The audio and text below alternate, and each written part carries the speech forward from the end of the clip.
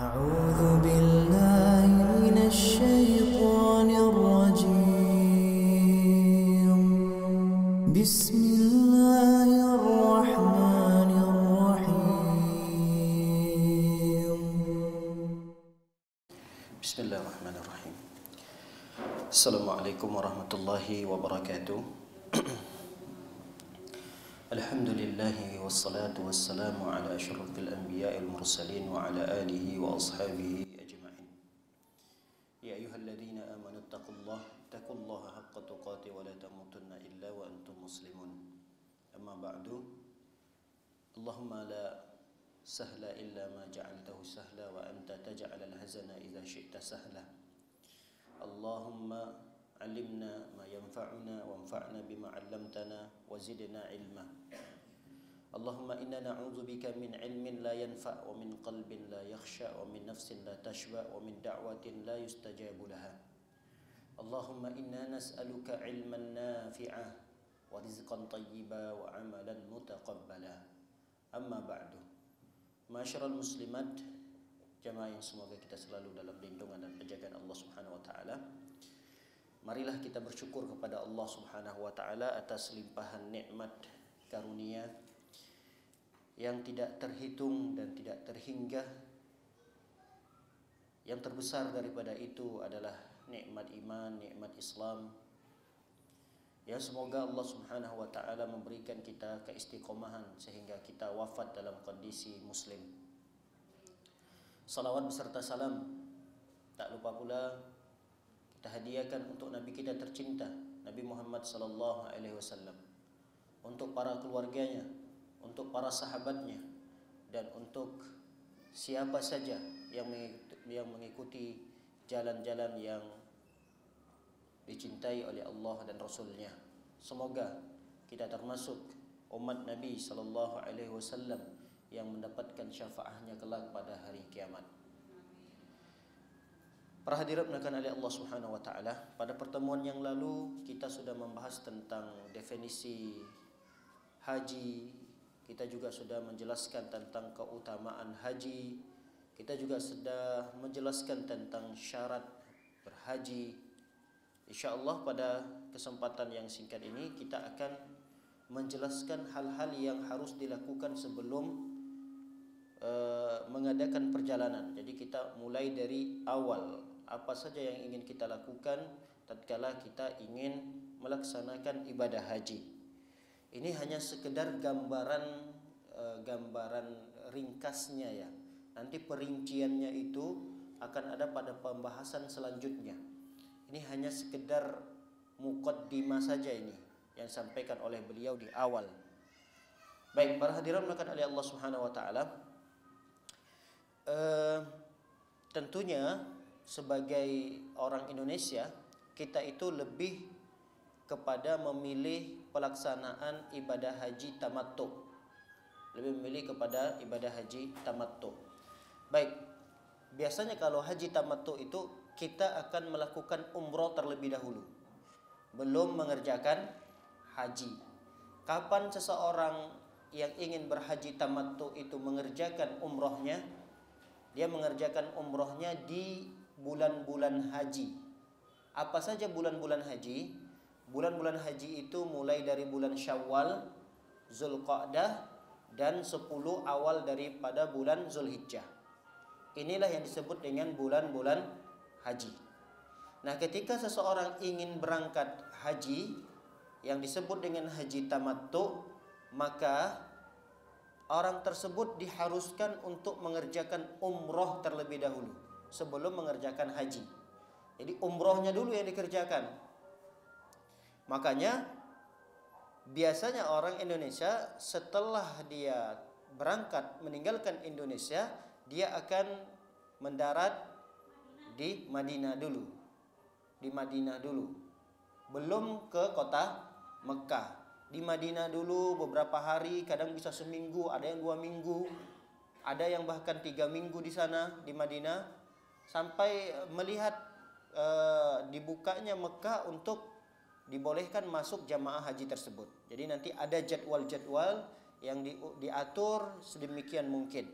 Nah, ketika sampai di Madinah, Mungkin tibalah saatnya jadwal di mana jamaah haji itu diperbolehkan untuk melanjutkan perjalanannya ke Mekah. Yang pertama sekali yang dilakukan adalah niat untuk umroh di satu mikot. Mikot itu adalah tempat di mana seseorang ingin berniat haji dan melafazkan kalimat labbaik Allahumma umratan. Nah, disitulah tempat itulah dia melafazkan labbaik Allahumma umratan. Disitulah dia kalau bagi laki-laki sudah berpakaian pakaian khusus buat ihram. Di tempat itulah jamaah umroh untuk berihram. Ihram itu artinya adalah sesuatu yang dilarang dalam syariat, yang tadinya boleh lalu dilarang oleh syariat. Mulai pada titik tempat itu tidak boleh lagi. Misal tidak boleh pakai parfum, tidak boleh memotong kuku lagi, tidak boleh mencukur rambut dan seterusnya, tidak boleh menyembelih hewan darat. Itu ada ketentuan-ketentuan itu. Nanti insya Allah untuk perinciannya akan kita bahas pada bab-bab berikutnya.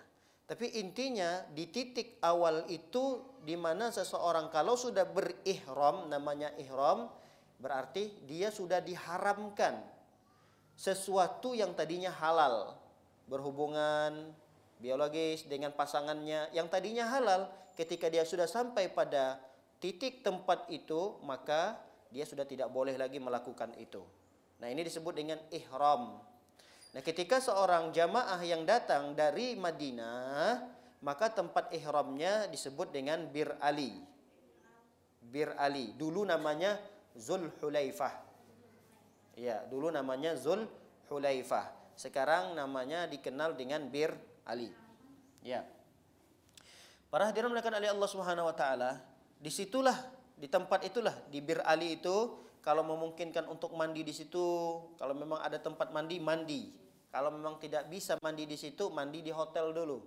Kalau memang kita harus membersihkan kuku kita, motong kuku, kemudian ada kulit-kulit yang mati di badan kita, kalau itu mau dibersihkan, dibuang, silahkan. Kalau memang ada bulu-bulu yang perlu dicukur, itu dicukur segera sebelum kita sampai pada tempat mikot tersebut. Kalau memang mau pakai wewangian, boleh, tidak ada masalah. Begitu juga bagi perempuan, tatkala dia ingin berihram, maka boleh sebelum itu dia memakai wewangian, sangat dianjurkan. Perempuan juga dianjurkan. Nah, ketika dia sudah berihram, sudah tidak boleh lagi nanti memakai wewangian. Lalu setelah dia berihram, ngapain lagi? Ya, dia mulailah mengucapkan tadi kalimat labbaik Allahumma umratan. Nah, kalau memang dia mendapati di tempat mikot itu masuk waktu sholat zuhur, berarti dia sholat zuhur dulu. Kalau masuk sholat asar, ya sholat asar. Kalau bukan waktu sholat, maka boleh sholat 2 rakaat, disebut dengan sholat sunnah wudu. Baik, selanjutnya, jika seorang wanita berada di dalam pesawat, maka ia melakukan ihram ketika pesawat melewati mikot. Jadi ada yang modelnya dia tidak turun di Madinah, dia langsung turun di Mekah misalnya. Kalau turunnya di Mekah berarti dia ihramnya itu di dalam pesawat ketika dia melewati satu mikot yang namanya Yalamlam. Yalamlam itu adalah mikotnya orang Yaman.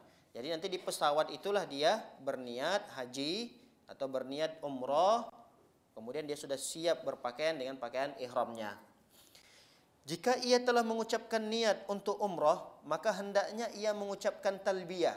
Setelah mengucapkan niat umroh tadi, labbaik Allahumma umratan, maka setelah itu dianjurkan untuk memperbanyak mengucapkan talbiyah. Apa itu talbiyah?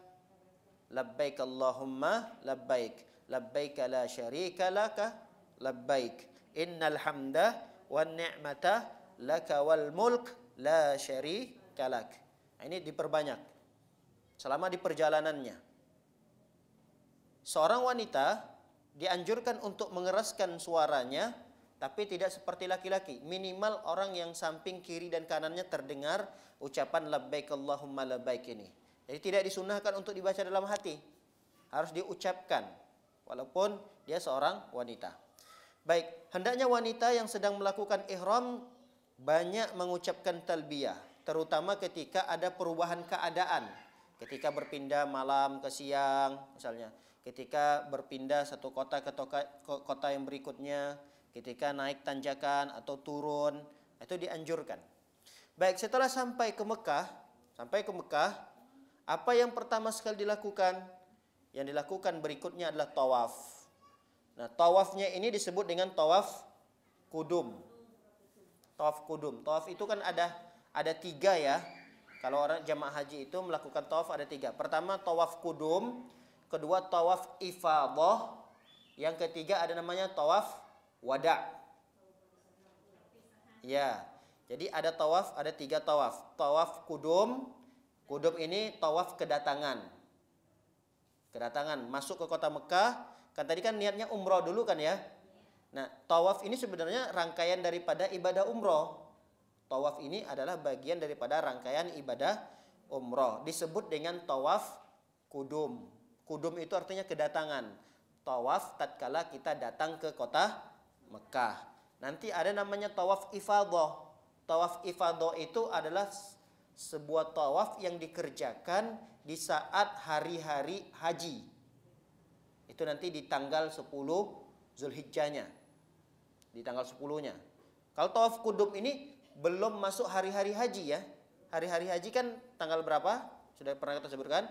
8, 9, 10, 11, 12, 13. 6 hari ini. Inilah hari-hari di mana para jamaah mengerjakan ibadah ritual hajinya. 6 hari ini. Nah, tawaf kudum ini dikerjakan sebelum masuk hari-hari yang 6 tadi yang kita sebutkan. Paham ya? Baik, sampai di situ paham insyaallah. Disebut dengan tawaf kudum. Ada tawaf ifadah, ada tawaf wada. Tawaf ifadah tadi dikerjakan nanti di tanggal 10-nya. Kalau tawaf wada ketika seseorang ingin meninggalkan kota Mekah. Jadi setelah tawaf wada itu dia nggak ada lagi ibadah yang dikerjakan di Masjidil Haram.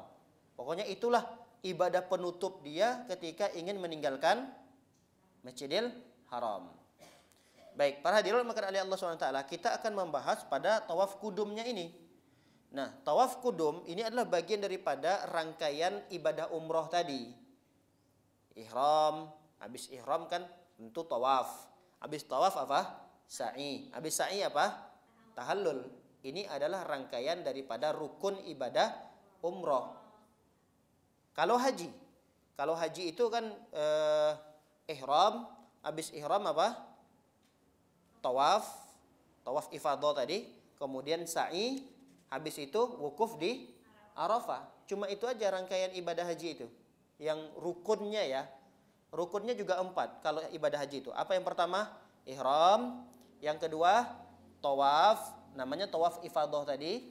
Yang ketiga sa'i. Sa'i itu berjalan dari Safa ke Marwah. Yang keempat wukuf di Arafah.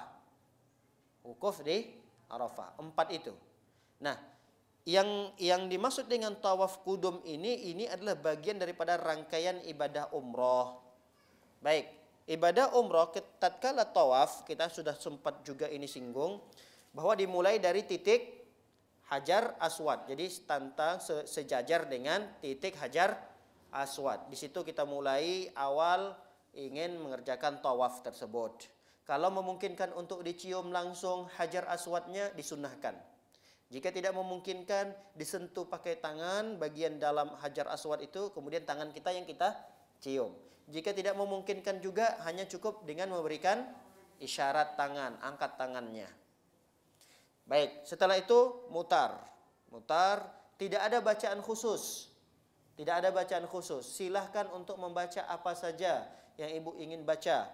Mau baca Quran juga boleh, apalagi ibadah haji kan. Ibadah haji itu kan orangnya padat sekali.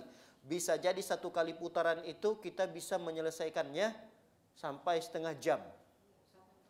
saking padatnya, karena jalan itu nggak bisa seperti jalan biasa. Jadi jalan itu mungkin cuma bergerak sedikit, sedikit, sedikit, sedikit. Bayangkan kalau kita pada posisi yang jauh sekali dari Ka'bah, itu kan semakin panjang jarak tempuhnya kan ya, akan semakin panjang. Beda kalau orang yang tawafnya dekat dengan Ka'bah, karena itu dia jarak tempuhnya tidak akan panjang gitu, sedikit. Nah, untuk menghabiskan waktu yang begitu panjang tatkala tawaf yang begitu lama itu, ibu-ibu sekalian boleh membaca apa saja, doa, minta kepada Allah dengan bahasa Indonesia tidak ada masalah, baca Quran, zikir, apa saja, asalkan jangan bercanda di situ, apalagi gosip. Dia malah tahu kan ada sama teman-temannya, daripada kita bosan lama banget di sini, ngobrol masalah hal-hal yang tidak baik, nggak boleh. Jadi perbanyak zikir kepada Allah, perbanyak doa kepada Allah di dekat Ka'bah tersebut, dan baca Quran, tidak ada masalah. Kecuali nanti sampai pada rukun Yamani dengan Hajar Aswad. Antara rukun Yamani dengan Hajar Aswad itu ada doa tersendiri yang diajarkan oleh Rasul sallallahu alaihi wasallam dengan memperbanyak Rabbana atina fid dunya hasanah wa fil akhirati hasanah wa qina adzabannar.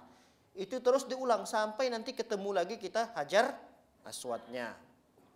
Baik. Kemudian yang berikutnya, jika ia telah selesai melakukan tawaf, maka hendaklah ia melakukan salat di belakang makam Ibrahim dengan membaca surah Al-Kafirun dan surah Al-Ikhlas. Kemudian selanjutnya ia pergi menuju air Zam-Zam, meminumnya dan mengucurkannya ke kepala. Kemudian ia kembali ke Hajar Aswad lalu mengusapnya jika bisa. Kalau ini biasanya jarang diamalkan ini karena nggak bisa itu dilakukan. Baik, setelah selesai kita tawaf, ngapain lagi? Sa'i. Ini rukun yang ketiga. Ihram sudah, tawaf sudah, kemudian yang ketiga adalah sa'i. Sa'i itu perjalanan yang dilakukan antara Safa dan Marwah. Baik, seseorang yang ketika menuju ke tempat sa'i, yang pertama sekali yang dia dekati adalah bukit Safanya dulu ya. Jangan terbalik, jangan Marwahnya dulu, tapi Safanya dulu baru Marwah. Baik, apa yang dibaca ketika dia ingin menuju tempat Safa Marwah itu? Boleh membaca Innas Safa wal Marwata min sya'airillah dan seterusnya, atau ucapkan juga ibda'u bima bada'allahu bihi. Baik, setelah itu dibaca, maka selanjutnya wanita tersebut naik ke bukit Safanya. Paham ini? Jadi doa yang tadi Innas Safa wal Marwata min sya'airillah dan seterusnya abda'u bima bada'allahu bihi. Itu ketika menuju ke bukit Safanya. Nah, yang selanjutnya kita usahakan naik sedikit ke bukit Safanya sehingga kita bisa melihat Ka'bah. Biasanya kalau ada orang yang naik ke bukit Safanya itu, dia mengarah ke arah Ka'bah, dia akan terlihat di depannya ada Ka'bah gitu. Nah, di depan Ka'bah itu dia membaca satu zikir yang diajarkan oleh Rasul SAW, yaitu la ilaha illallah wahdahu la syarikalah lahul mulku wa lahul hamdu wa huwa ala kulli syai'in qadir. La ilaha illallah wahdah anjaza wa'dah wa nasara 'abdah wa hazamal ahzaba wahdah. Nah, ini dibaca. Baik, setelah itu 3 kali dibaca ya. Ini dibaca berapa kali? 3 kali, diulang sekali lagi 2 kali. Lalu kemudian kalau kita mau berdoa, angkat tangan di dalam kondisi kita menghadap Ka'bah tadi ya. Jadi kita mengarahkan wajah kita ke arah Ka'bah di atas bukit Safa, kita baca ini 3 kali, lalu kemudian kita angkat tangan. Jadi jangan kita mau diajak oleh biasanya guide-nya itu dia ingin buru-buru. Ayo bu, sudah cukup bacanya bu. Jangan, kita mau ibadah, kita jarang-jarang nih bisa mendapatkan momen ini setahun sekali gitu. Kadang ada itu yang agak bukan nakal ya, dia pengen mungkin dalam sehari itu bisa bawa rombongan 3, 4, sampai 5 kali. Bagaimana caranya ini? Orang yang penting bacaan-bacaan yang ringan-ringan aja lah yang dibaca gitu. Yang penting selesai dalam setengah jam selesai gitu. Jangan kita mau ikut kalau ada guide-nya atau mutawifnya yang terlalu terburu-buru, ingin memaksa kita, ayo bu, sudah bu. Kita perbanyak doa di situ. Angkat tangan kita, minta pada Allah SWT apa kebutuhan kita. Nah, di atas bukit Safa itu menghadap ke arah Ka'bah. Setelah kita membaca zikir ini 3 kali, perbanyak doa apa yang ingin kita minta pada Allah. Baik, kemudian setelah itu turun kita dari bukit Safa menuju Marwah dengan berjalan ringan saja bagi wanita. Tidak boleh berjalan dengan cepat bagi wanita. Dia jalan saja. Walaupun pada posisi ada 2 titik hijau nanti di tengah-tengah antara Safa dan Marwah itu. Nah, itu disunnahkan untuk berlari-lari kecil tapi buat laki-laki. Bagi perempuan tetap dalam kondisi jalan seperti biasanya. Kemudian jika telah sampai ke Marwah, maka hendaknya dia melakukan apa yang dilakukan di Safa tadi. Apa yang dilakukan di Safa tadi? Naik ke bukitnya itu. Jangan sebelum sampai bukit Safa kita udah mutar lagi. Apalagi nanti diburu-buru sama guide yang nakal tadi. Belum naik ke bukit Safa, udah disuruh mutar lagi supaya ke arah bukit, belum sampai ke Marwah, udah diputar lagi mengarah ke bukit Safa.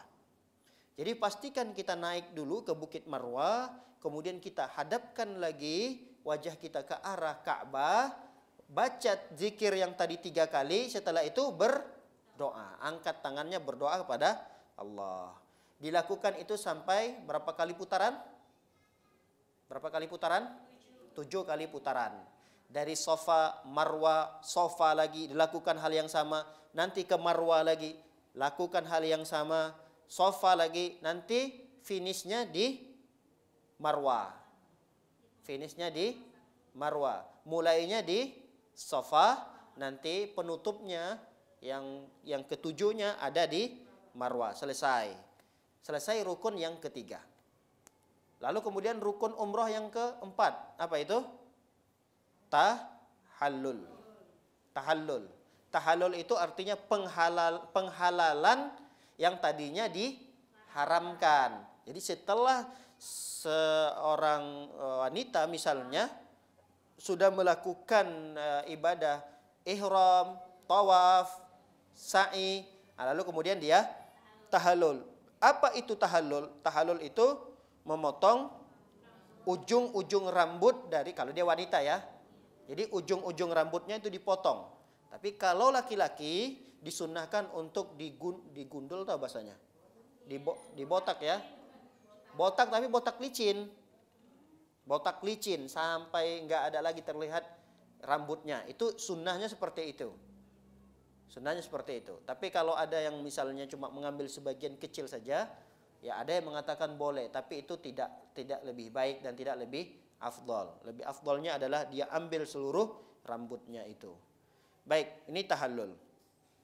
Kemudian setelah itu halal lah bagi dia apa yang tadi diharamkan oleh Allah Subhanahu wa taala. Yang tadinya haram dia pakai cadar, haram dia pakai wewangian, haram dia melakukan jima dan seterusnya. Nah, itu halal kembali. Baik, selesai ini ibadah umrohnya. Selesai ya. Apa lalu kemudian yang dia lakukan? Ya seperti biasa, ibadah biasa aja. Perbanyak ibadah-ibadah yang lain karena sudah selesai ibadah umrohnya. Ya, kalau waktu sholat datang ke Masjidil Haram, selesai, istirahat lagi di hotel, hari pertama, hari kedua, hari ketiga, seterusnya sampai nanti masuk hari-hari haji. Kapan itu hari-hari haji dimulai? Dari tanggal 8 Zulhijjah. Nah, di tanggal 8 Zulhijjah disebut dengan hari Tarwiyah, maka jamaah haji atau wanita tersebut mempersiapkan diri untuk melakukan ihram lagi. Paham nih? Ini ihram apa namanya tadi nih? Ihram haji ya. Tadi kan kita sudah berpanjang lebar menjelaskan tentang ihram apa? Ihram umroh. Nah, kita akan mulai lagi melakukan ihram. Namun ihram yang kedua ini adalah ihram haji. Di mana itu dilakukan? Di hotel tempat menginap. Tidak perlu lagi kita pergi ke mikot. Kalau tadi kan kita berihramnya di mana? di mikot kan, Bir Ali, di Bir Ali yang ada di Madinah. Nah, ini nggak perlu lagi kita ke Madinah lagi. Kita berihramnya itu karena ini ihram haji dan kita sudah berada di Mekah, maka kita berihramnya di tempat di mana kita tinggal. Di mana kita tinggal? Di hotel A misalnya. Nah, di hotel A itulah kita mulai berniat untuk mengerjakan ibadah haji. Baik. Apa yang dia baca? Kalau dia sudah siap nih untuk berihram. Wanita misalnya berpakaian ihramnya. Wanita tidak ada pakaian khusus ya. Yang penting pakaiannya menutup aurat. Udah, itu pakaian yang bisa digunakan untuk berihram. Setelah itu dia mengucapkan satu bacaan, labbaik Allahumma bihajjah. Labbaik Allahumma bihajjah. Boleh juga labbaik Allahumma hajjatan. Boleh juga seperti itu. Boleh juga ditambah dengan banyak. Bihajjah. Ya Allah, aku penuhi panggilan haji. Aku penuhi panggilan untuk berhaji ya Allah. Nah, begitulah. Baik, setelah itu ngapain? Perbanyak. Karena kita nunggu-nunggu teman-teman yang lain. Perbanyak untuk mengucapkan talbiyah tadi.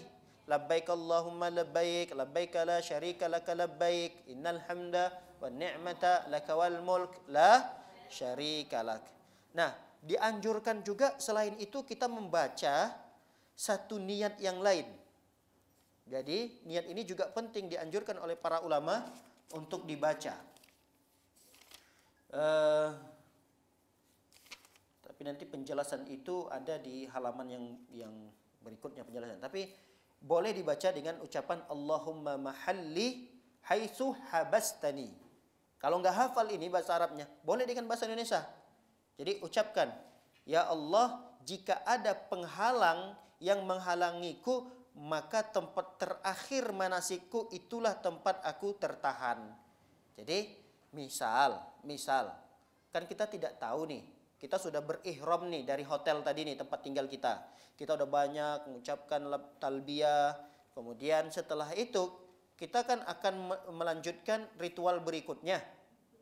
Kita akan pergi ke Arafah, kita akan nanti pergi ke Mina, kita akan ke Muzdalifah. Itu kan ritual-ritual, rangkaian-rangkaian yang akan berat sekali nanti itu. Itu berat. Kita nggak tahu apakah kita bisa menyelesaikan itu semua atau enggak.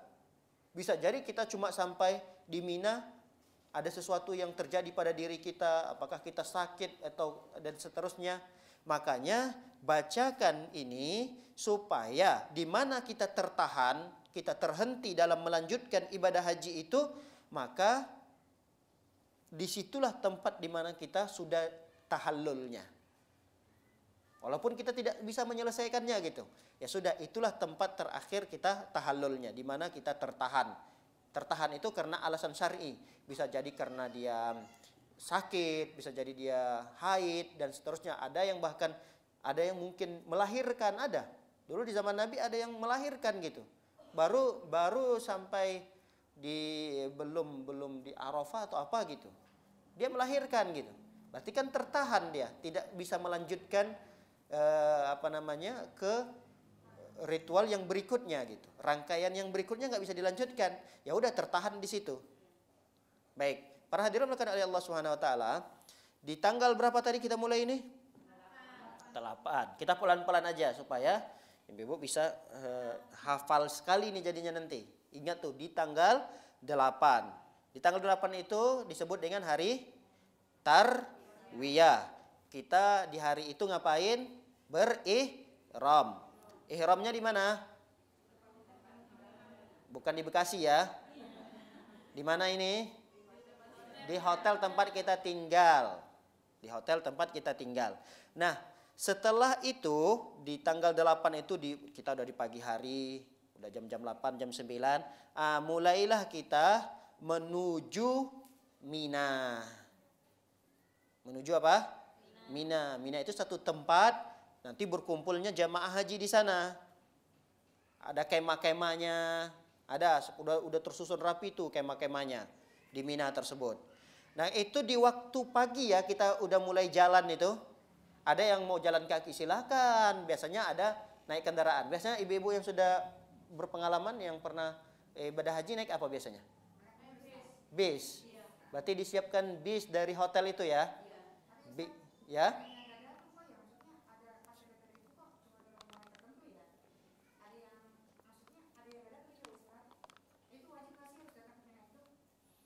Enggak. Dia enggak wajib karena kan rukunnya tadi. Rukunnya tadi kan kita sudah sebutkan haji itu apa? Ihram. Lalu kemudian apa tadi? Tawaf. Kemudian apa lagi? Sa'i. Apa lagi? Wukuf di Arafah. Kalau haji wukuf di Arafah, tapi di Arafah enggak boleh dia tinggalkan. Mina enggak apa-apa. Cuma nanti ada ulama yang mengatakan dia berdosa. Berdosa enggak boleh karena dia bagian daripada wajibnya ibadah haji. Kan haji itu kan ada rukun. Kalau rukun ini kan enggak boleh ditinggal. Kalau ditinggal batal, enggak sah ibadah hajinya. Ada yang wajib. Yang wajib ini kalau dia tinggal hajinya sah, cuma dalam kondisi dia berdosa. Apa iya kita mau melaksanakan ibadah yang terbesar di dalam Islam, ibadah haji, tapi pulang juga bawa dosa gitu. Bawa dosa. Nah, makanya wukuf bukan wukuf. Di Mina ini mabit namanya. Mabit, bermalam di Mina ini perkara yang hendaknya jangan sampai ditinggalkan.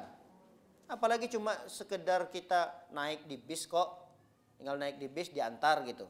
Kalau jalan ya silahkan bagi yang kuat, yang masih kuat fisiknya, karena kalau pagi-pagi itu kan ya dihitung sambil olahraga tidak ada masalah karena jaraknya itu dari Masjidil Haram ke Mina itu sekitar 8 kiloan lah. 8 kilo berarti dari sini ke mana nih? Ke Tip Top ada 8 kilo. Dari sini ke Tip Top ada kali ya? Mungkin atau nggak nyampe kali. Ya lumayan juga memang, lumayan. Mending ya udahlah naik bis aja daripada nanti ngedrop kesehatannya karena masih ada lagi rangkaian-rangkaian berikutnya yang butuh tenaga nanti nih. Butuh kesehatan. Baik, kalau memang ada fasilitas, gunakan fasilitas tersebut. Nah, di Mina itu kita ngapain? Udah, di situ kita perbanyak zikir, baca Quran, berdoa. Nanti kita di situ kalau masuk waktu zuhur, kita sholat zuhur, asar, maghrib, dan isya. Dikosor tanpa di jamak. Paham ini? Dikosor itu apa maksudnya? Salat zuhurnya 2 rakaat, asarnya 2 rakaat, maghribnya nggak dikosor maghribnya.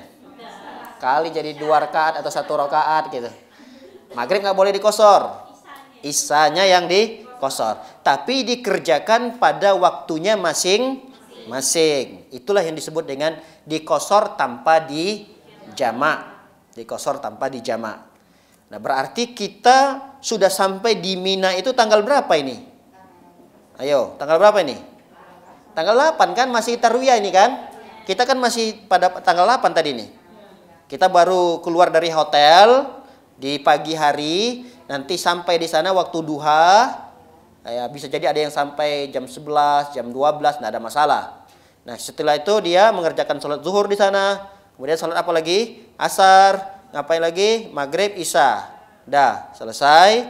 Ini masih masuk siangnya tanggal 8, berarti malamnya udah tanggal berapa ini? Malamnya udah tanggal 9. Istirahat. Sehabis selesai istirahat, masuklah pagi hari, sholat subuh. Berarti ini di tanggal 9 sekarang kita ya. Tanggal 9. Tanggal 9 itu kita ngapain? Berangkatnya ke Arafah. Kalau orang yang tidak sedang di Arafah, seperti kita misalnya di Indonesia, disunahkan ngapain nih di hari Arafah? Hah? Puasa kan? Puasa Arafah namanya kalau kita. Nah, jamaah haji itu tidak disyariatkan mereka untuk berpuasa. Inilah kenapa hikmahnya mereka tidak berpuasa, karena mereka harus memang dalam kondisi fit terus. Karena nanti setelah di Arafah ini, mereka seharian, mereka nanti akan pindah lagi ke Muzdalifah namanya. Nah, ini nanti di Muzdalifah dan seterusnya balik lagi ke Mina. Nanti sampai tanggal 13 Zulhijjah. Terus begitu saja kerjaan mereka di Mina tersebut. Di antara Mina, Muzdalifah, Arafah ini. Baik, di tanggal berapa sekarang kita ini berada di tanggal Di tanggal 9. Nah, di tanggal 9-nya ini ketika matahari sudah terbit, hendaknya kita pergi dari Mina menuju Arafah. Berarti masih waktu-waktu duha. Waktu-waktu duha.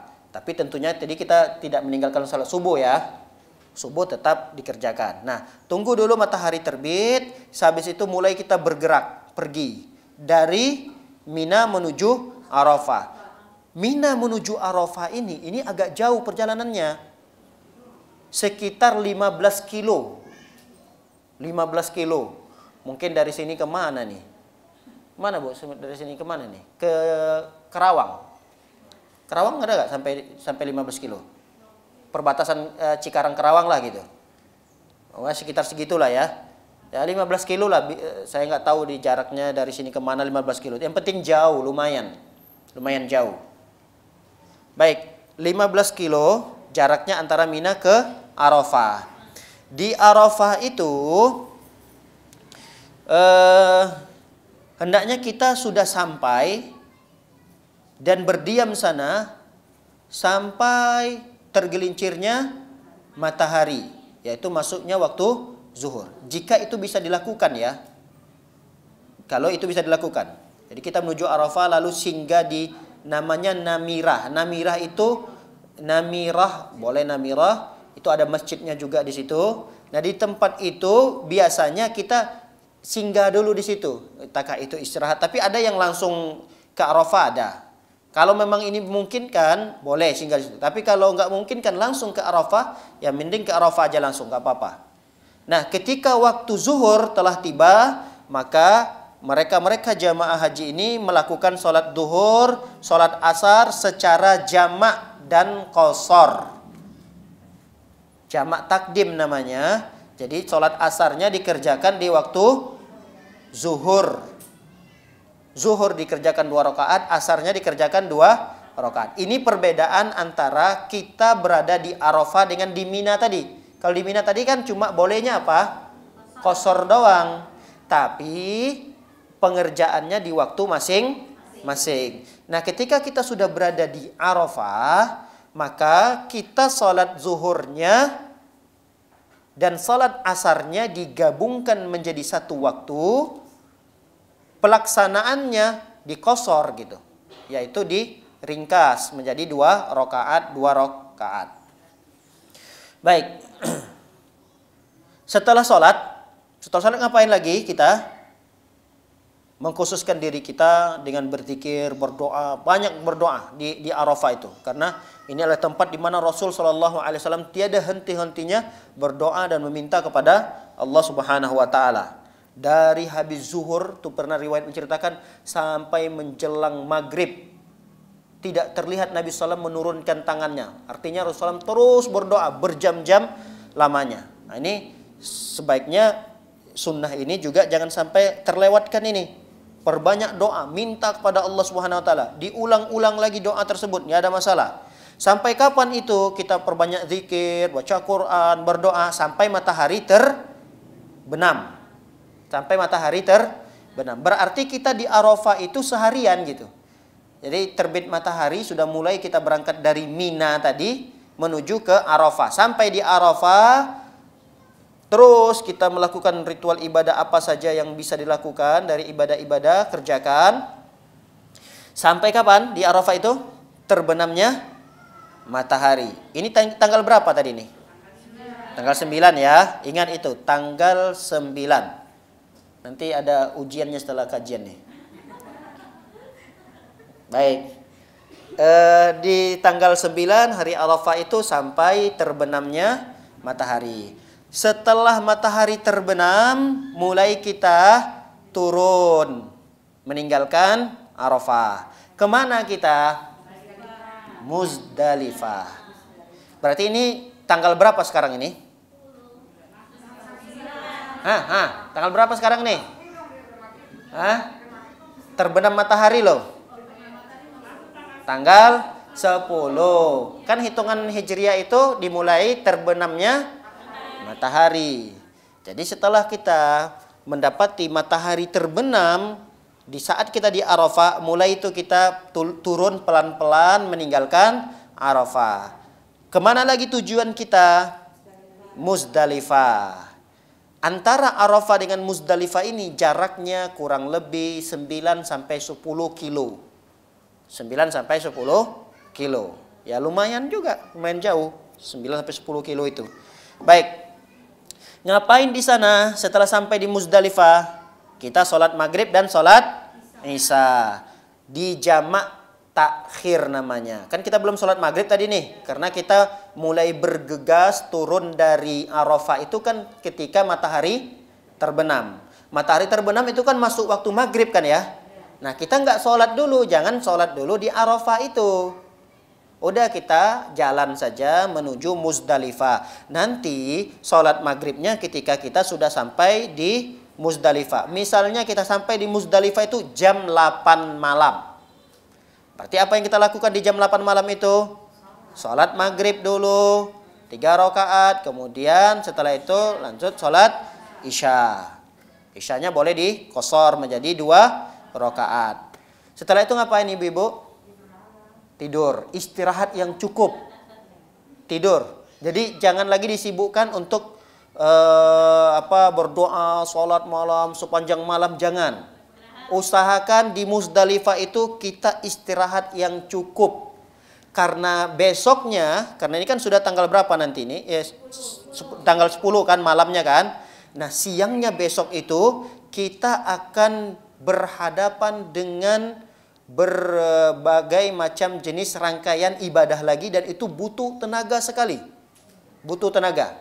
Berarti di Muzdalifah ini kita cuma numpang tidur doang. Numpang tidur. Baik, setelah tidur sampai kapan kita tidurnya? Sampai terbit matahari. Hah? Ya sebelum subuh lah, sampai subuh kita tidurnya. Jangan sampai terbit matahari. Saking capeknya terbit matahari baru bangun. Jangan. Tetap tidurnya di awal waktu. Segera tidurnya. Habis sholat maghrib, sholat isya tidur. Dah jam 8, jam 9 udah tidur. Nanti sebelum subuh kita bangun, bersih-bersih, siap-siap sholat subuh. Nah setelah itu maka siap-siap untuk mengerjakan sholat subuh dah ya. Akhirnya ngapain lagi kita? Kalau orang yang memiliki kelemahan biasanya, artinya dia wanita, itu biasanya mereka mulai berjalan itu di malam-malam. Malam sebelum subuh ada yang mulai itu pergi mengarah lagi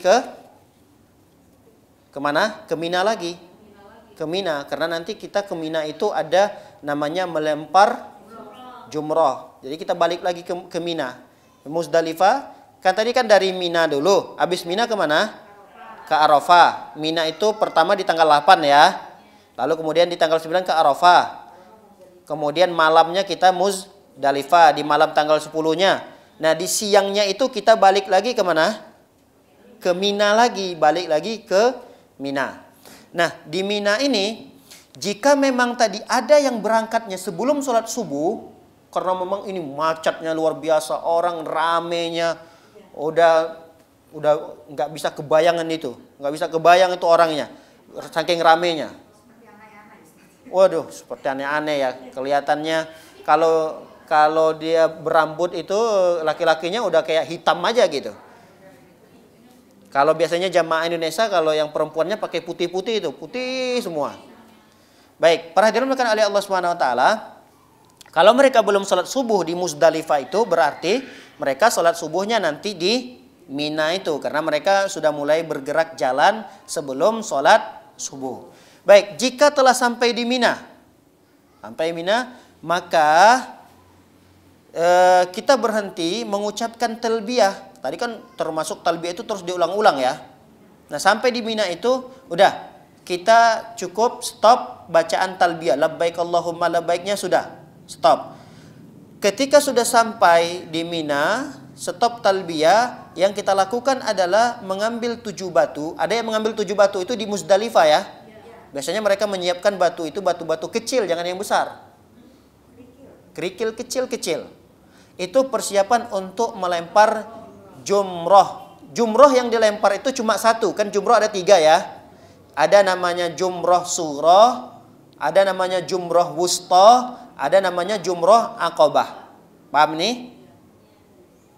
Jumroh itu yang terbayang lah ya, jumroh itu kayak sumur gitu. Sumur, nanti ada batunya yang tinggi besar. Nah, itu batu itu yang tinggi besar itu yang dilemparkan biasanya masuk ke sumurnya lagi gitu.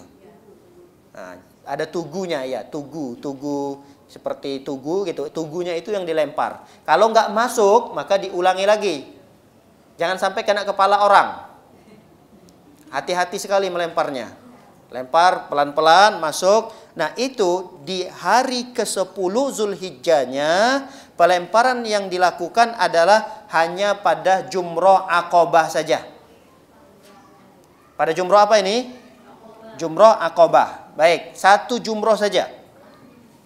Setelah dia melemparkan jumroh aqabah dengan 7 kerikil yang tadi dia miliki, seraya dia membaca takbir setiap lemparan Allahu Akbar.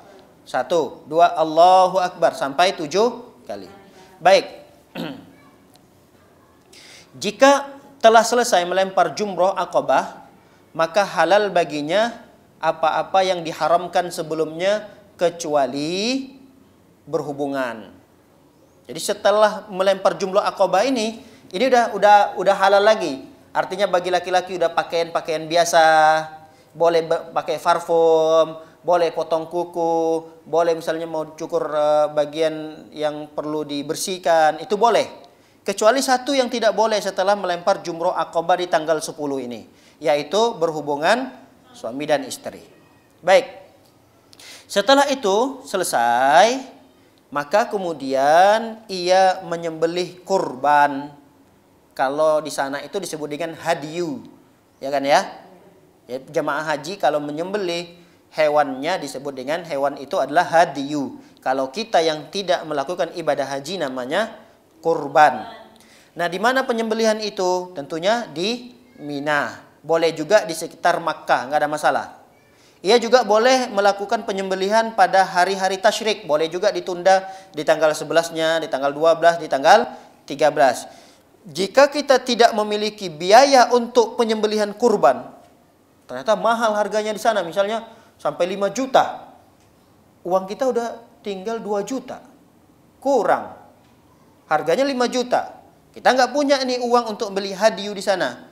Maka boleh digantikan dengan puasa selama 3 hari di sana dan 7 harinya di tempat negeri asalnya. Jadi total puasanya menjadi 10 hari. Paham ini?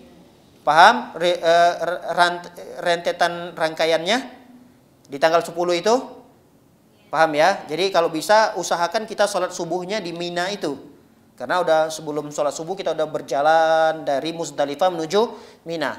Jadi sholat subuhnya di Mina. Habis sholat subuh kita berhenti talbiyah menuju tempat pelemparan jumroh aqabah. Jumroh aqabah. Setelah selesai jumroh aqabah dilempar 7 kali dengan batu kecil tadi, kita menyembelih korban atau menyembelih hadyu. Kalau kita tidak punya biaya uang untuk pembelian hadyu di sana, karena ini pakai uang sendiri lagi.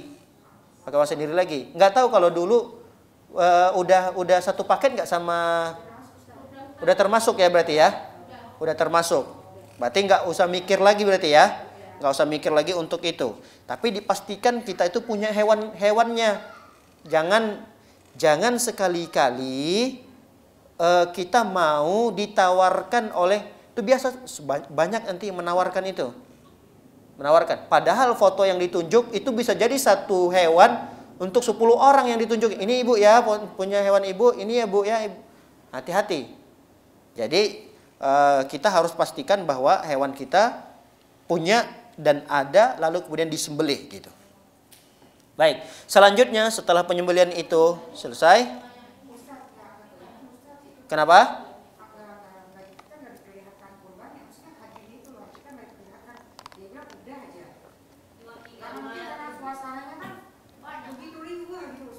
Ya kalau memang kondisinya tidak bisa, yang penting ada yang modelnya ada yang nakal, Bu. Ada yang nakal dan kadang dia ngomporin kita, artinya bisikin kita, ibu yang reguler ya katanya nanti. Yang reguler ya, reguler itu nggak ada hewannya ibu, hati-hati hajinya nanti nggak sah. Nah, ditakut-takutin. Akhirnya kita kan ya udahlah daripada nanti begini begitu. Nah, kita ngeluarin duit lagi. Padahal yang datang itu juga yang nawar-nawarin kita kadang dia bukan mahasiswa, bukan. Ya orang-orang yang nakal-nakal juga gitu. Jadi nanti kita ngeluarin uang dan harganya itu jauh di bawah. Biasanya harganya itu 5 jutaan. Jadi nanti ditawarnya bisa 2 juta gitu. 2 juta aja Bu, nggak apa-apa kan. Kita kasih harga murah. Nah, kalau ada boleh seperti itu yang kita dapati, sebaiknya jangan. Udah kalau memang itu semua sudah dihandle oleh pemerintah kita, ya udah kita serahkan ke mereka. Andai kata mereka tidak membelikan hadiu kita itu, mereka tidak memotongnya, ternyata tidak ada hewan hadiu itu, ya udah itu mereka yang menanggung semuanya. Dosanya mereka yang nanggung. Kita tahunya sudah selesai aja udah. Karena udah kondisi riuh seperti itu ramai, gimana kita mau nyembelihnya gitu. Memang sunahnya kalau memang kita bisa menyembelih langsung, sembelih langsung. Nggak bisa langsung kita menyaksikan. Nggak bisa juga menyaksikan, ya sudahlah. Kita amanahkan kepada siapa yang terpercaya untuk mengerjakan itu semua. Baik. Setelah kita sudah memotong potongan itu, motong hewan. Kalau kita yang motong ya, kalau sudah diamanahkan ya diamanahkan. Kita kembali kemana? Ke Mekah. Ke Mekah itu jangan ke hotel. Jangan ke hotel. Kita tawaf. Di tanggal berapa ini? Masih tanggal berapa ini? Masih tanggal 10 ini ya. Ini pada tergambar atau enggak nih ya? Hah? Tergambar ya insya Allah ya. Saya udah pelan-pelan dan saya udah ulang tadi nih. Saya ulang lagi. Baik, kita masih di tanggal 10. Memang kalau nggak dipraktekkan memang agak susah tergambarnya nih. Masih tanggal 10. Kita di Mina. Nah, setelah selesai tadi rentetan yang sudah kita sebutkan, sholat subuh di sana, lalu kemudian kita melempar Jumratul Aqabah. Habis Jumratul Aqabah menyembelih hewan hadiu, kurban. Setelah itu mulai kita kembali dari Mina menuju Mekah. Yang kita tuju di Mekah itu adalah Ka'bahnya. Karena di Ka'bah itu kita akan tawaf. Tawaf apa namanya ini? Namanya tawaf ifadah. Kalau tadi tawaf yang sudah kita kerjakan di awal namanya tawaf kudum. Sekarang kita ini tawaf yang kedua. Tawaf yang kedua ini adalah rukun hajinya. Disebut dengan tawaf ifadah. Baik. Setelah kita kembali ke Mekah dan melakukan tawaf ifadah sebanyak 7 putaran, sama seperti tawaf biasanya yang dilakukan, lalu kemudian kita melakukan sa'i. Paham ini? Setelah selesai tawaf, lalu kemudian kita sa'i. Sa'i itu berjalan antara Bukit Safa menuju Bukit Marwah. Baik. Boleh juga bagi kita mengakhirkan tawaf sampai akhir hari tasyrik. Boleh. Udahlah, sudah capek banget, istirahat dulu dah. Istirahat. Nanti boleh diakhirkan tawaf itu. Istirahat dulu di hotel, tidak ada masalah. Kita istirahatnya menuju, yang penting tawaf itu di tanggal 11 masih boleh, 12 boleh, tanggal 12, tanggal 13 juga boleh di hari-hari tasyrik. Tapi sebaiknya udah kita selesaikan di tanggal 10 itu, selesai gitu. Kalau bisa. Usahakan itu selesai pada tanggal berapa? Tanggal 10, tawaf kita kerjakan selesai 7 kali putaran, pindah kita ke Bukit Safa, dari Safa ke Marwah, Marwah ke Safa dan seterusnya sampai 7 kali. Baik, setelah itu barulah kemudian tadi yang ada satu perkara yang tadi belum dihalalkan bagi suami istri, apa itu? Berjima. Nah, setelah melakukan tawaf dan sa'i, baru kemudian mereka dibolehkan untuk melakukan yang satu perkara yang masih diharamkan tadi. Paham ya? Nah, ketika melempar jumroh Aqabah kan semua udah boleh kan ya? Setelah melemparkan jumroh Aqabah tadi 7 kali dengan 7 batu kecil-kecil. Nah, boleh semua apa saja dilakukan kecuali satu. Dan itu akan dibolehkan kembali setelah kita melakukan ibadah tawaf dan ibadah sa'i. Jadi kalau itu diundur lagi ibu-ibu sekalian, kalau diundur lagi besoknya lagi, berarti tetap itu harus, aturan itu tetap harus dijaga. Jadi kalau misalnya ibu pergi bersama suami, aduh besok aja deh ya, kita lanjutkan lagi, capek, pergi ke hotel. Nah, kalau pergi ke hotel, itu paling harus diwaspadai. Kenapa? Karena itu apabila terjadi, batal. Hajinya langsung batal. Sayang atau tidak? Sayang. Dan wajib diqadha lagi. Qadanya itu bukan tahun itu juga, tapi tahun depan. Kalau ia bisa tahun depan kita daftarnya, kapan tahun lagi bisa. Jadi fatal sekali, akibatnya fatal sekali. Makanya kalau mau diselesaikan, selesaikan segera di tanggal 10 itu. Hati-hati ini. Poin ini saya akan titik beratkan ini. Karena ini sangat fatal sekali jika yang berangkat haji itu dia bersama pasangannya. Apalagi masih muda. Ini berhati-hati sekali. Baik, sudah paham ini sampai di sini? Bisa dilanjut? Baik, lanjut. Setelah selesai mengerjakan ibadah tawaf, selesai mengerjakan ibadah haji, sa'i, maka kemudian yang tadi diharamkan seluruhnya jadi halal. Jika seorang wanita ketika melakukan manasik haji dalam keadaan haid, maka ia boleh melakukan semua manasik kecuali tawaf.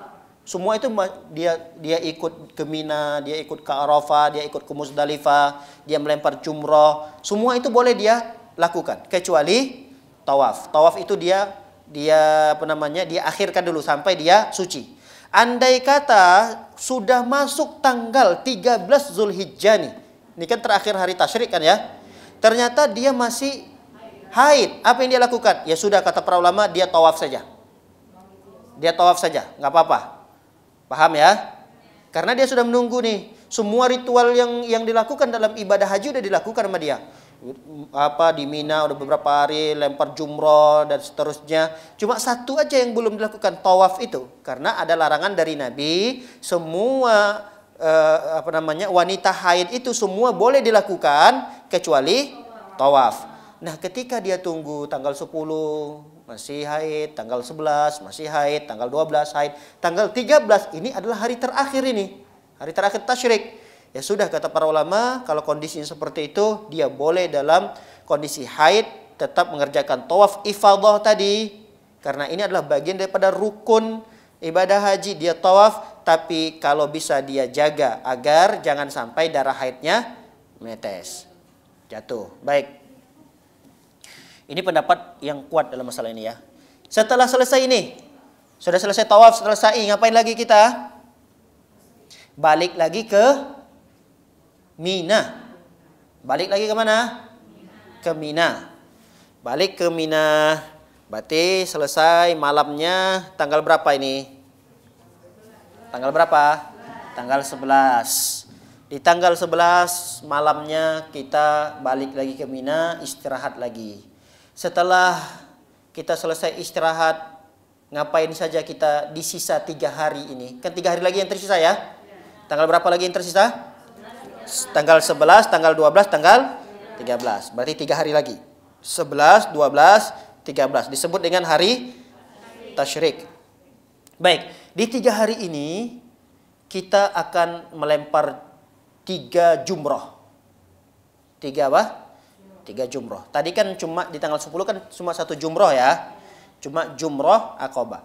Nah, di tanggal 11, 12, 13 kita akan melempar jumroh ketiga-tiganya, yaitu jumroh sughra, jumroh wusta, dan jumroh Aqabah. Baik, kita bacakan.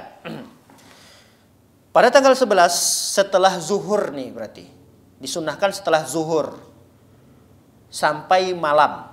Boleh sampai malam.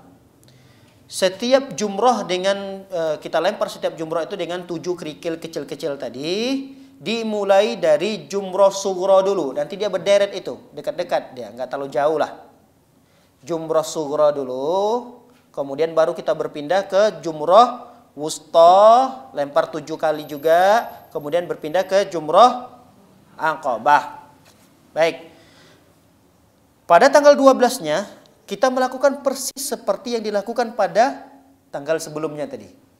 Kita balik lagi ke jumroh sughra, jumroh wusta, dan jumroh aqabah. Sampai nanti pada tanggal 13, ini terakhir, berarti kita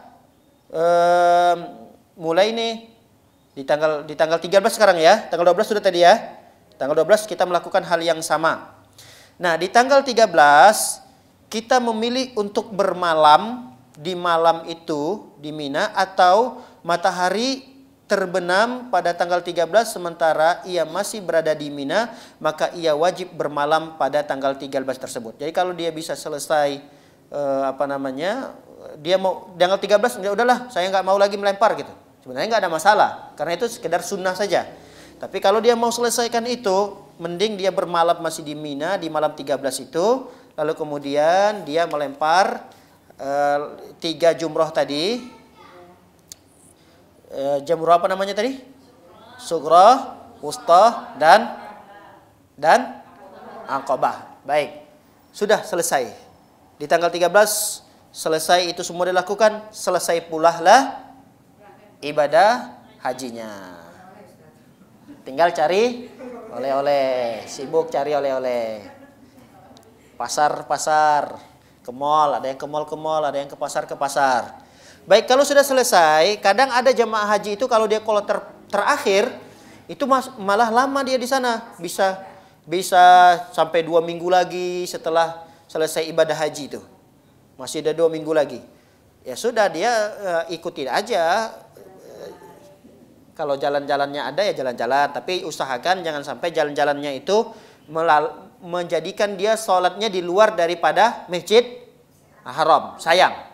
Jalan-jalan silahkan jalan-jalan, tapi dipilih waktunya misalnya antara jam 8 sampai jam 11. Usahakan zuhurnya itu tetap sholatnya di mana? Masjidil Haram. Sayang pahalanya. Kalau kita sholatnya di masjid di luar Masjidil Haram, ya pahalanya sama saja kita sholat di Masjid Al-Marjan. Nggak ada bedanya. Makanya kita harus pintar juga untuk mencari waktu dan kasih tahu. Jangan sampai kita sholat di luar Masjidil Haram. Kita kembali lagi ke Masjidil Haram. Nah, setelah sudah selesai ini semua, kita sudah dijadwalkan besok pulang ya, kata pemandunya. Maka ada syariat yang wajib untuk dikerjakan sebelum kita meninggalkan Mekah, yaitu kita tawaf sebanyak 7 kali putaran, dan tawaf ini disebut dengan tawaf wada. Tawaf wada. Baik. Kita bacakan. Kata para ulama, jika seorang wanita yang telah melakukan ibadah haji lalu kemudian ingin pulang ke negeri asalnya, maka janganlah ia keluar dari kota Mekah sebelum melaksanakan tawaf wada. Apa arti tawaf wada ini? Tawaf wada ini dijadikan sebagai amalan terakhir yang ia lakukan di Mekah. Usahakan itu adalah amalan terakhir. Jadi kalau kita mau pulang misalnya, meninggalkan Mekah itu jam 8 dijadwalkan. Paham ya? Jam 8 atau jangan jam 8, mepet banget, jam 10 lah. Jam 10 pagi dijadwalkan.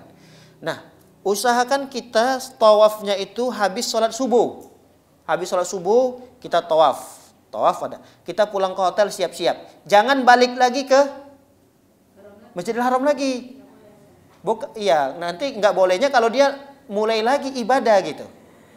Kan ini jam 10 nih. Habis itu jam 7 dia ke hotel, semua barang-barang udah rapi. Sayang nih, ada 3 jam lagi. Jam 8, jam 9, jam 10. Aduh, kalau begitu saya mau ke Masjidil Haram lagi deh. Pengen sholat duha di sana. Paham nih? Sholat duha.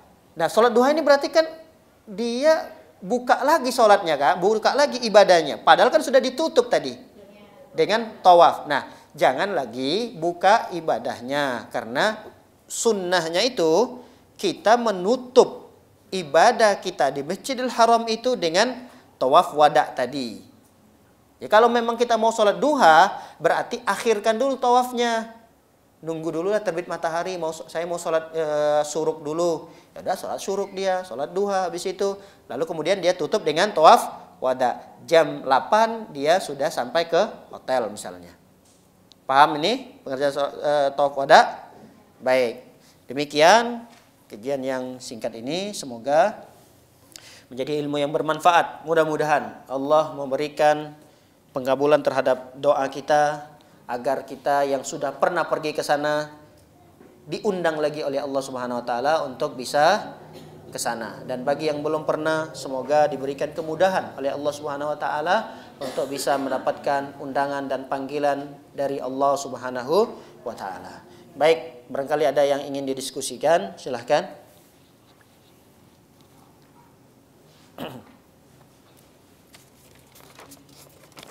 Sepertinya kajian yang terberat juga hari ini ya. Berat atau ringan, Bu? Kalau yang sudah pernah mungkin dia hanya sekedar mengulang kajian. Jadi ingat lagi gitu. Dan bahkan mungkin terbayang gitu. Iya. Nanti insya Allah kita selesaikan dulu materi ini, baru kemudian kita praktek di ya ada miniatur Ka'bahnya, ada Mina itu di mana, Arafah itu di mana, Musdalifah itu di mana, nanti dari Musdalifah ke Mina lagi. Nanti kita jelaskan hari-harinya itu apa saja rangkaian-rangkaiannya. Itu mudah-mudahan nanti diberikan kemudahan oleh Allah SWT.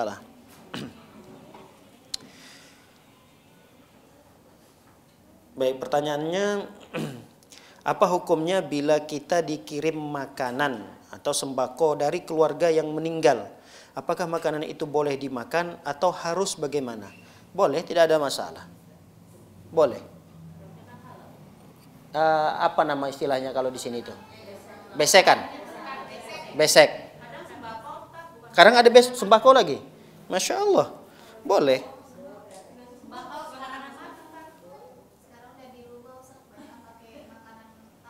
Pakai makanan mentah. Iya, tidak ada masalah. Boleh diterima selama kita tidak ikut melakukannya. Jadi kita tidak ikut melakukan itu. Lalu tiba-tiba ada yang mengantarkan itu ke rumah kita. Tidak masalah, boleh. Jangan kemudian, wah ini acara yang tidak pernah dicontohkan oleh Nabi nih. Acara ini tidak ada di zaman sahabat. Ini adalah perkara yang baru dalam agama. Saya tidak mau terima, dibuang di tong sampah. Jangan sampai. Ya kalau memang dia tidak mau terima, berikan kepada para miskin. Ya mungkin ada pemulung yang bisa dia berikan. Tapi kalau dia gunakan, dia makan sekalipun, para ulama membolehkan, tidak ada masalah, silahkan. Selama kita tidak ikut di acara tadi ya. Kecuali kalau kita hadir, ikut, gabung-gabung, rame di situ, lalu kemudian pulang dikasih nih. Nah itu, maka sebaiknya ya tidak dilakukan gitu. Ya, wallahu a'lam bishawab.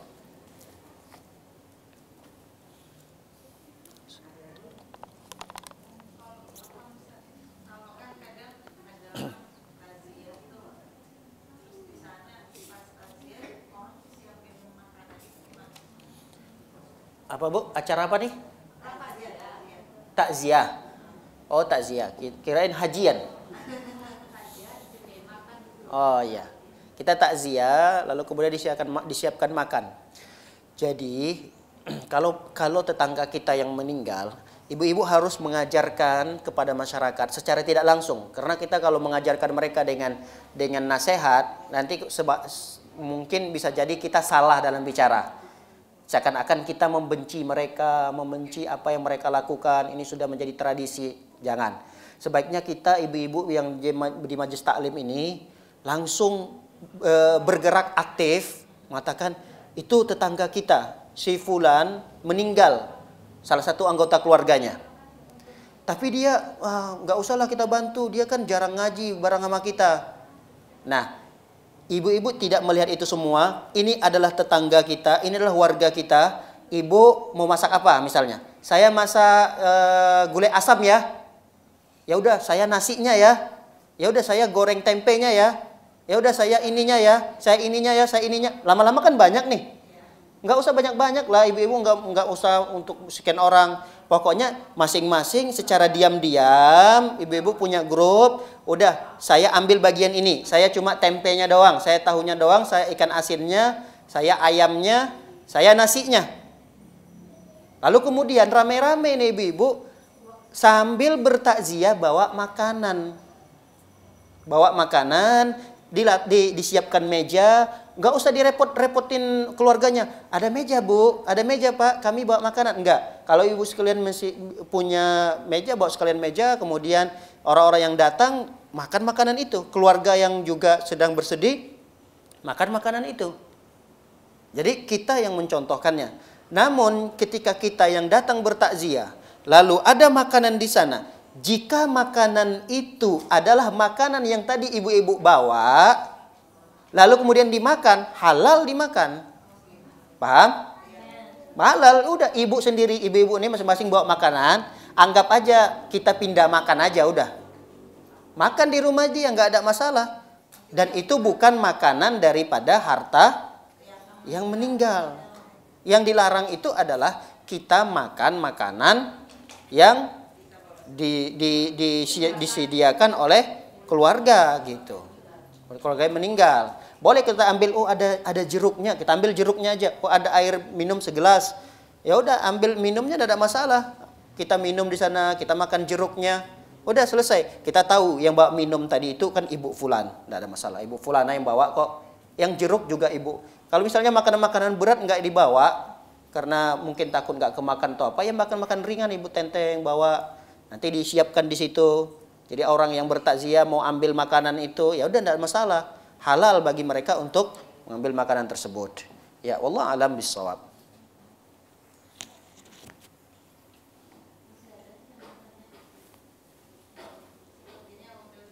Baik. Karena kajian kita kan kajian tentang hajian ya. Memang sulit juga mau nanya apa ini gitu.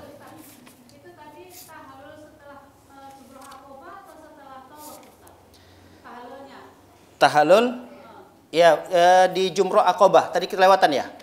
Iya, tahallul itu di Jumroh Aqobah di tanggal 10 tadi ya. Iya. Iya, bisa juga. Jadi di tanggal 10-nya itu. Jadi sebelum tawafnya ya. Sebelum tawaf, sebelum ifadah itu, tawaf ifadah dan sa'i, kita potong dulu ujung-ujung rambutnya bagi wanita. Itu tadi tertinggal itu. Jadi tanggal 10 kami ulangi lagi rangkaiannya. Kalau bisa sholat subuh di situ di Mina, bukan Musdalifah lagi nih. Di Mina ya, dari Musdalifah kan ke Mina. Musdalifah kan kita di tanggal 10 malamnya kan ya. 10 malamnya. Kita ulangi lagi di tanggal 10 itu kita kalau bisa sholat subuh di Mina, sholat subuh, lalu kemudian kita melempar Jumroh Aqobah. Habis melempar Jumroh Aqobah kita menyembelih hadiyu. Kalau sudah menyembelih hadiyu, boleh tadi motong rambut. Tapi ini di dalam haji tidak disebut dengan tahallul sebenarnya. Ya istilahnya potong rambut aja dah, gitu aja. Iya. Potong rambut saja. Karena dia bukan bagian daripada rukun ya. Kalau rukun itu kalau ibadah umroh. Umroh tadi coba kita urutin lagi. Ihram, tawaf, sa'i, baru kemudian tahallul. Tahallulnya dengan motong rambut. Nah, kalau ibadah haji dia dihalalkannya kembali setelah dia melempar jumroh itu. Jumroh Aqobah itu setelah dia lempar jumroh Aqobah, dia udah halal lagi. Sudah halal lagi sebenarnya, kecuali satu tadi, apa itu? Jima tadi. Baru kemudian dia hadiyu. Nah, kapan dia boleh melakukan satu perkara yang diharamkan tadi setelah dia tawaf ifadah dan sa'i. Ya. Wallahu a'lam bishawab.